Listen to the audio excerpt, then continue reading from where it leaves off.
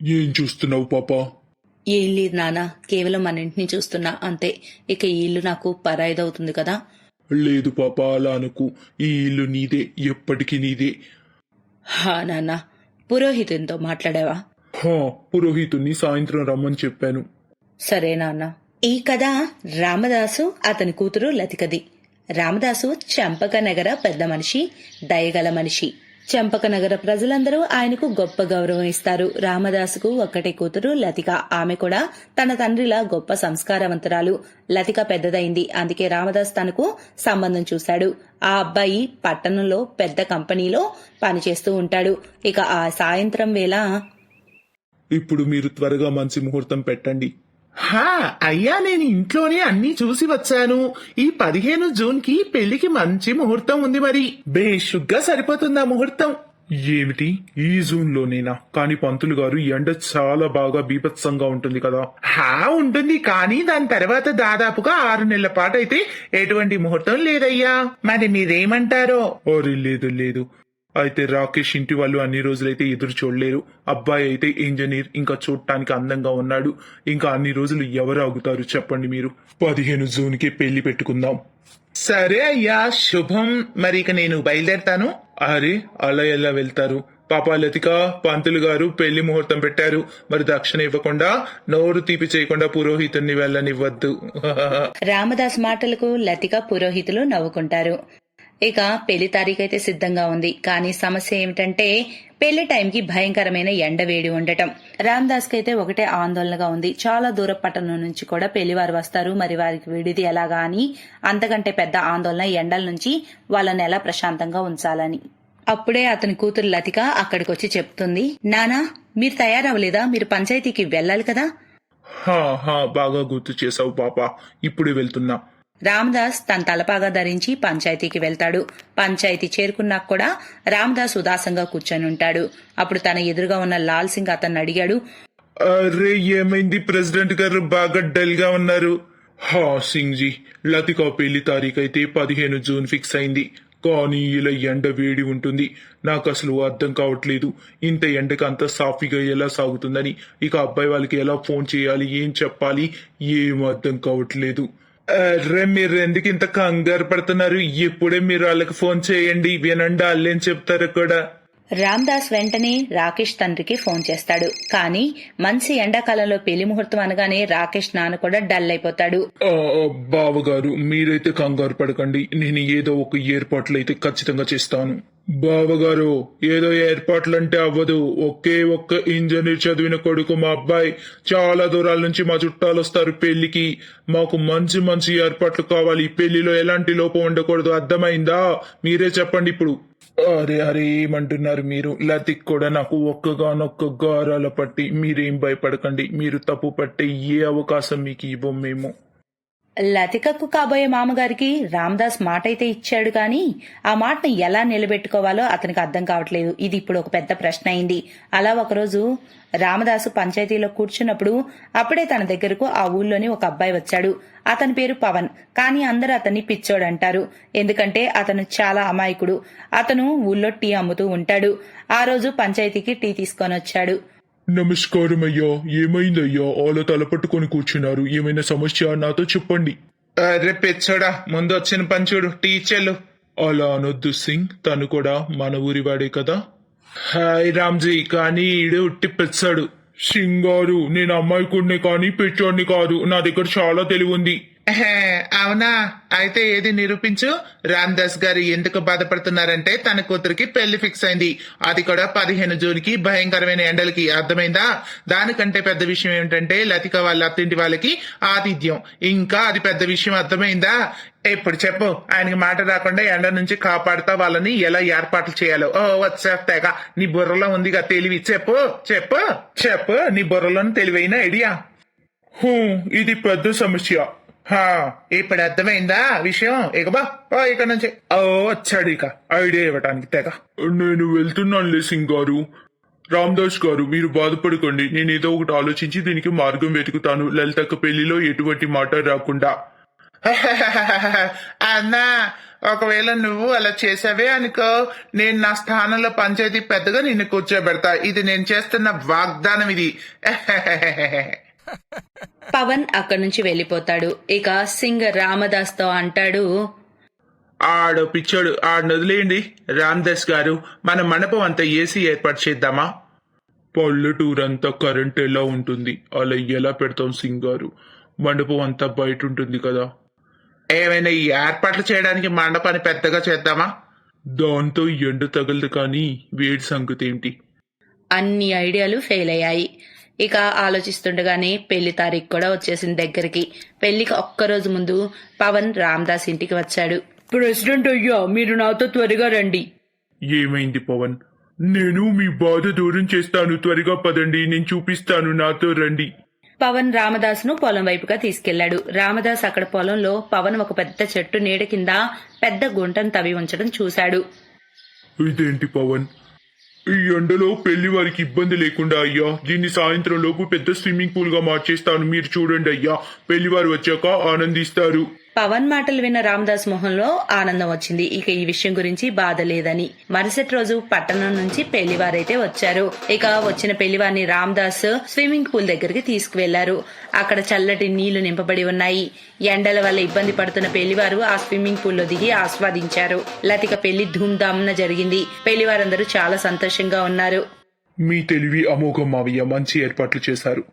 కానీ రాకేష్ బాబు, ఇదంతా పవన్ ఐడియా. అతను అందరూ పిచ్చివాడు అంటారు, కానీ తను తెలివైన వాడని నిరూపించుకున్నారు. ఈ గొప్ప అంతా ఖచ్చితంగా పవన్దే, తను చేసిందే అంతా. పవన్ శబాష్, నా వాగ్దానం కూడా నాకు గుర్తుంది. ఒకవేళ నువ్వు కావాలంటే నా స్థానంలో పంచాయతీలో కూర్చోవచ్చు.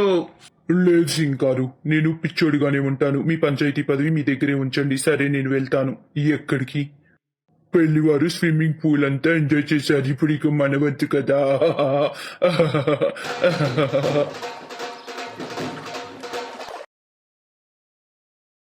మాన్యాపురం గ్రామంలో కలకలం రేగింది. గ్రామంలో కేవలం స్త్రీలకు మాత్రమే అనుమతి ఉన్న ఒక నదిలో సీమ అనే ఒక అమ్మాయి శవం తేలుతూ కనబడుతుంది.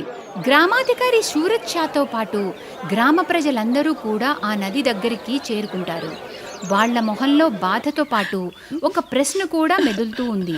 అదేంటంటే, సీమ ఆత్మహత్య చేసుకుందా లేక ఎవరైనా హత్య చేశారా అని. అరే, ఎవరు చంపేశారు నా ముద్దుల కూతుర్ని? ఎవరు చంపేశారు? దయచేసి చెప్పండి. నా కూతురు చాలా అమాయకురాలు, అందరు మంచి కోరుకునేది. కానీ తనకు చెడు చేసింది ఎవరయ్యా? ఎవరు చెప్పండి దయచేసి. గ్రామాధికారి వాళ్ళని ఓదారుస్తూ ఉన్నారు. కానీ ప్రాణంగా పెంచుకున్న కూతురు చనిపోతే ఎలా ఉంటుందో ఆయన అర్థం చేసుకున్నారు. ధైర్యంగా ఉండండి, నాకు మీ బాధ అర్థమవుతుంది. కానీ జరిగేదాన్ని ఎవరు ఆపగలరు? గ్రామాధికారి జరిగేదాన్ని ఎవరు ఆపగలరు అని అన్నారు. కానీ ఆ మాట గీత, మృదుల మరియు రజనీలకు అస్సలు అర్థం కాలేదు. వీళ్ళందరూ సీమ ప్రాణ స్నేహితురాళ్ళు.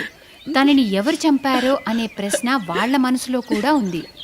సీమ మనల్ని శాశ్వతంగా వదిలి వెళ్ళిపోయిందనేది నమ్మలేకపోతున్నాను. నాకు చాలా బాధేస్తుంది. తను అలా వెళ్ళిపోయి ఉండకూడదు. అరే, తను చాలా ధైర్యవంతురాలే. అయినా తను ఏం చేసిందని తప్పంతా ఆనందే చేశాడు. మృదుల, గీత, మనం ఆనంద్ గురించి నిజం అందరికీ చెప్పేద్దామే. ఆనంద్ గ్రామాధికారి కొడుకు దిలీప్ స్నేహితుడు. అతను కొద్ది రోజుల క్రితం గ్రామం చూడ్డానికి ఆ ఊరు వస్తాడు. ఒక నెల ముందు గ్రామాధికారి కొడుకు దిలీప్ పట్నం నుండి వచ్చే ట్రైన్ కోసం స్టేషన్లో ఎదురు చూస్తూ ఉంటాడు. కాసేపటికి ట్రైన్ వచ్చింది.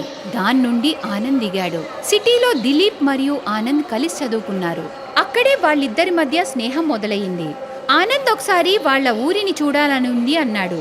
అప్పుడు దిలీప్ ఆహ్వానించి, ఇదిగోరా, వచ్చేసా మీ ఊరికి. 2-3 నెలలు ఇక్కడే ఉంటాను. మీకోసం 2 గంటల నుంచి వెయిట్ చేస్తున్నారా? ఈ ట్రైన్ ఎప్పుడూ లేటే. చాలు, వచ్చేసాగా. నీ దగ్గర ప్రశాంతంగా ఉంటా. ఇంకా ఈ ఊరి అమ్మాయిల్ని పడేస్తా. వాళ్ళు చాలా అమాయకులని విన్నానురా. నువ్వు మారవరా బాబు, కానీ ఇది ఊరు, జాగ్రత్తగా ఉండరా. అరే, జోక్ చేస్తున్నానురా. ఆనంద్ చాలా చెడ్డవాడు, స్వార్థపరుడు కూడా. అతను డబ్బు కోసం ఎంత దూరమైనా వెళ్తాడు. అతను ఎవ్వరినీ లెక్క చేయడు. ఇక దిలీప్ ఆనంద్కి ఊరు మొత్తం చూపిస్తూ ఉంటాడు. ఒకసారి మొక్కజొన్న పొలం, అప్పుడప్పుడు గోశాల, ఇక అప్పుడప్పుడు నదిలో చేపలు పట్టడానికి తీసుకెళ్లేవాడు. అబ్బా 2 గంటల నుండి పిచ్చోళ్ళ కూర్చున్నాంరా, ఒక్కటి కూడా పడలేదు. చేపలు పట్టడానికి ఓర్పు కావాలిరా. అరే దిలీప్, మన దగ్గర ఓర్పు తప్ప అన్నీ ఉన్నాయిరా. వాళ్ళు అలా మాట్లాడుకుంటూ ఉండగా ఆనంద్కి అమ్మాయిల నవ్వులు వినిపించాయి. అతను ఊరు వచ్చినప్పటి నుండి సిటీలో లాగా ఎక్కువ అమ్మాయిలు కనపడిపోయేసరికి అమ్మాయిల శబ్దం వినంగానే ఆనంద్ చెవులు నిక్కపొడుచుకున్నాయి. ఆనంద్ ఆ అమ్మాయిలను చూసి నోరు తెరుచుకుని ఉండిపోతాడు. అబ్బా ఎన్ని చేపలు, అది కూడా చెరువు బయట. చేపలా, అది కూడా చెరువు బయట. దిలీప్ తిరిగి చూస్తాడు. అప్పుడు ఆనందం చూసి, తన్నులు తింటావురా, అమ్మాయిలు అలా చూడకు. అరే అమ్మాయిలు చూడ్డానికేగా ఉన్నది, వీళ్ళంతా ఎక్కడికి వెళ్తున్నారు? స్నానానికి. దిలీప్ అలా చెప్పగానే ఆనంద్ కళ్ళల్లో పైశాచిక మెరుపు వస్తుంది. ఏంట్రా స్నానానికా? అవునరా స్నానానికే. దానికి అంత ఆశ్చర్యం ఎందుకు? సిటీలో అమ్మాయిలు స్నానం చేయరా ఏంటి? ఆశ్చర్యం కాదురా, సిటీలో అమ్మాయిలు ఇలా గ్రూప్లో స్నానం చెయ్యరు కదరా. ఇది ఊరు కదా, ఇక్కడ ఇలానే ఉంటుంది. అమ్మాయిలకి ఒక నది ఫిక్స్ చేస్తారు. ఊరి అమ్మాయిలు, మహిళలు అందరూ అక్కడే స్నానం చేస్తారు. దిలీప్ మాటలు విని ఆనంద్ బుర్రలో కొన్ని చెడు ఆలోచనలు పుడతాయి. అరే ఎప్పుడైనా నన్ను అక్కడికి తీసుకెళ్ళరా, నేను కూడా చూస్తా అలాంటి అద్భుతమైన చోటుని. ప్లీజ్ రా. అరే ఆ చోటు అమ్మాయిలకి తప్ప ఎవ్వరికీ అనుమతి లేదు. అబ్బా పిచ్చోళ్ళ మాట్లాడకరా, మనం ఎవరికైనా చెప్పి వెళ్తామా ఏంటి? దాక్కుని వెళ్దాంరా, ఆ అద్భుతమైన దృశ్యాన్ని కళ్ళారా చూద్దాం. ఆ మాటలు విని దిలీప్ భయపడి ఇలా అంటున్నాడు. చూడు ఆనంద్, నేను ఇలాంటి పని ఎప్పటికీ చేయలేను. ఊరి నియమాలకు విరుద్ధంగా నేను అస్సలు చేయను. కానీ ఆనంద్ మాటలు దిలీప్ బుర్రలోకి అస్సలు ఎక్కవు. దిలీప్ చెడు ఆలోచనలు నడుస్తూనే ఉన్నాయి. కానీ 2 రోజుల తర్వాతే తను దొంగచాటుగా ఆ అమ్మాయిల వెనకే వెంట వెళ్తాడు.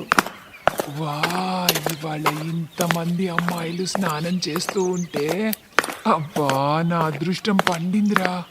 ఆనంద్ అలా ఆ అమ్మాయిల వెంట నది వరకు వెళ్ళిపోతాడు. ఇక ఒక చెట్టు వెనక దాక్కుని వాళ్ళు స్నానం చేయడం చూస్తాడు.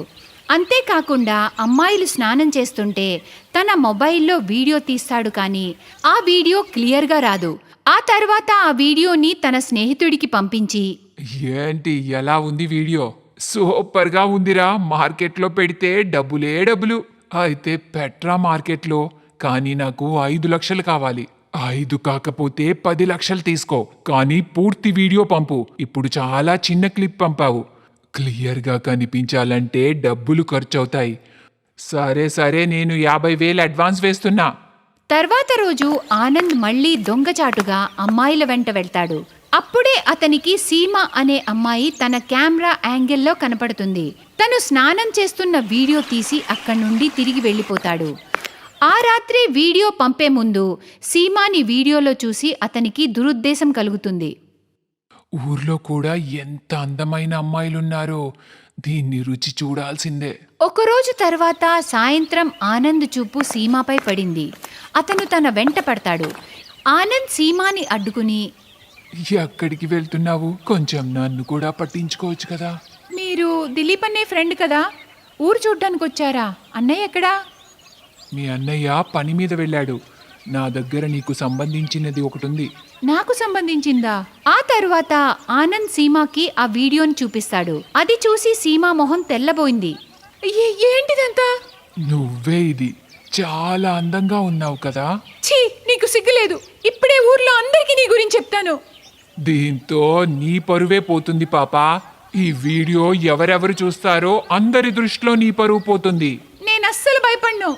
నేను నిన్ను భయపెట్టట్లేదు. ఎందుకు నీ పరువుతో ఆడుకుంటున్నావు?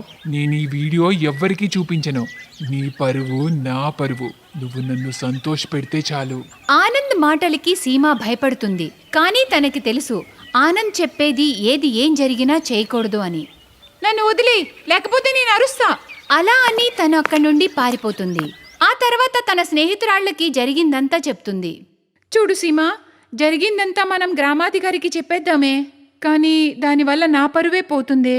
ఆనంద్ ఏం చేయలేడు, వాడికంత ధైర్యం లేదే. కానీ సీమ చాలా భయపడింది. తనకంటే తన తల్లిదండ్రుల పరువు గురించి చాలా చింతించింది. నాకు ఆత్మహత్య చేసుకోవడం తప్ప ఇంకే దారి లేదు. సీమ ఆత్మహత్య చేసుకుని 2 రోజులవుతుంది. ఆనంద్ ఇలా అవుతుందని అస్సలు అనుకోలేదు. ఇంత అయ్యాక కూడా అతనికి బుద్ధి రాలేదు. ఇంకొకసారి వేరే అమ్మాయిల వీడియోలు తీసి ఆ ఊరు నుండి శాశ్వతంగా సిటీకి వెళ్ళిపోదామని అనుకుంటాడు. అతను మళ్ళీ నది దగ్గరికి వెళ్ళి వీడియో తీస్తుండగా అతని తలపై గట్టిగా ఎవరో కొట్టడంతో గట్టిగా అరిచాడు. ఆ ఆనంద్ తల్లోంచి రక్తం కారుతుంది. తలెత్తి చూడగా ఆ ఊరి అమ్మాయిలందరూ చేతిలో కర్రలు పట్టుకుని అతని వైపు కోపంగా చూస్తారు. నువ్వు మా స్నేహితురాలి ప్రాణం తీసావురా, ఇంకా నీకు కడుపు నిండలేదా? మాకు తెలుసురా నువ్వు మళ్ళీ వస్తావని, కానీ ఈసారి నీకు ఎలాంటి శిక్ష వేస్తామంటే అమ్మాయిల శరీరాలను చూడాలంటే నువ్వు భయపడాలి. అమ్మాయిలందరూ కర్రలతో అతన్ని కొట్టసాగారు. ఇంకా అతన్ను కొట్టి కొట్టి చచ్చాన్రా, క్షమించండి, నన్ను క్షమించండి. ఆ అమ్మాయిలు అతన్ని లాక్కుంటూ ఊరికి తీసుకుని వెళ్తారు. ఇక జరిగిందంతా వాళ్ళకి చెప్తారు. అప్పుడు గ్రామాధికారి వెంటనే పోలీసులకు ఫోన్ చేస్తారు. ఊరి వాళ్ళందరూ అతనిపై మర్డర్ అటెంప్ట్ కేసు పెడతారు. ఆనంద్కి ఉరిశిక్ష పడింది. కానీ ఆ నదిలో ఎవ్వరూ స్నానం చేయకూడదని నిషేధించారు. Thanks for watching.